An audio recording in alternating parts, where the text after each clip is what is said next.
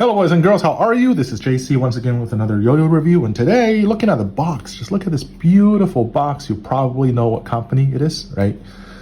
They commissioned art, like a full piece of art for this.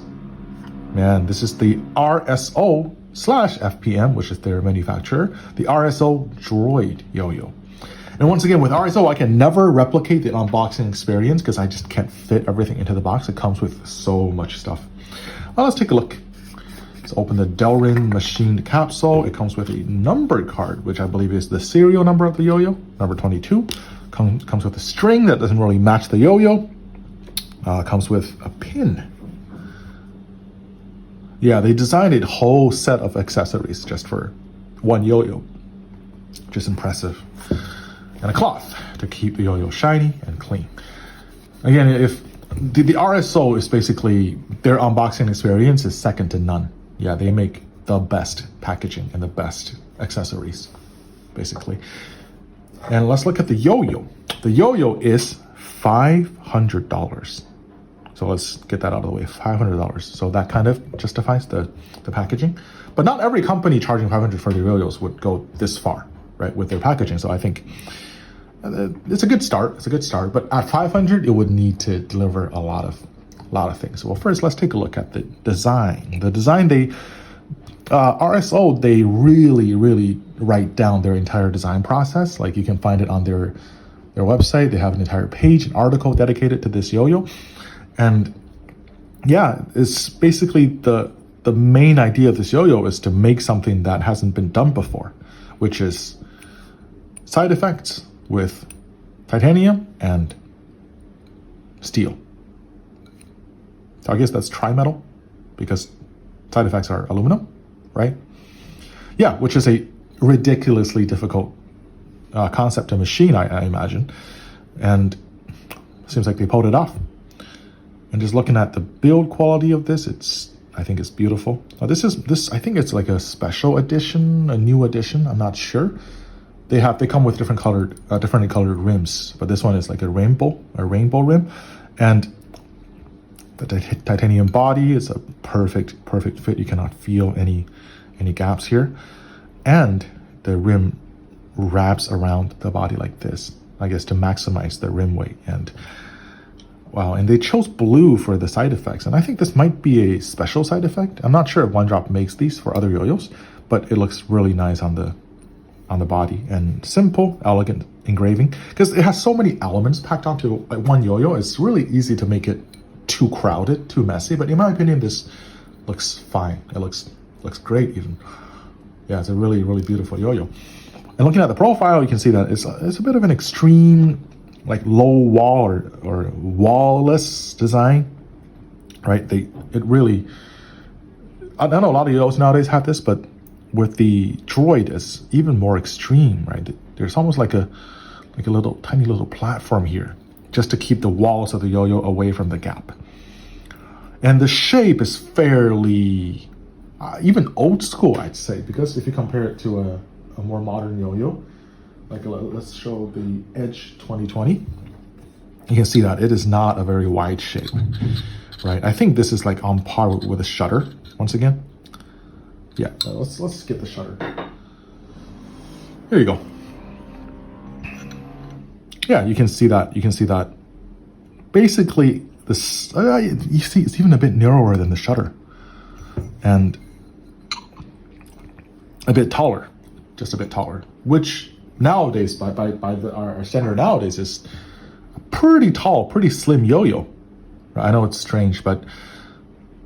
And based on the shape, based on the design, it seems like RSO with this is trying to make a competition model. I'm not too sure, but it seems like it, like the Doombot. Because RSO, sometimes they make a lot of casual throws. They don't always make these super aggressive looking yo-yos, but this one, it looks like they went all in to try to make something competitive. But I have to say that on the first throw, the results were a bit disappointing. Not that it's a bad yo-yo, but it is not what I would categorize as today a competition yo-yo nowadays. It feels like something a company would release 10 years ago. Like a company would be very ambitious and released a top flagship model 10 years ago. and this would be it, and it would have been like pretty impressive. But nowadays, even though they went all in with the kind of the design, with the materials, I feel like the shape doesn't quite cut it in the competition scene today. But again, I'm kind of generalizing. But just based on what I see nowadays, because one thing is that it is not super wide, so it's a bit of a smaller yo-yo, so it's good for tech, but it's not nearly as stable as I want it to be. Like if I want to do something big with it, it sometimes just kind of gets thrown off axis.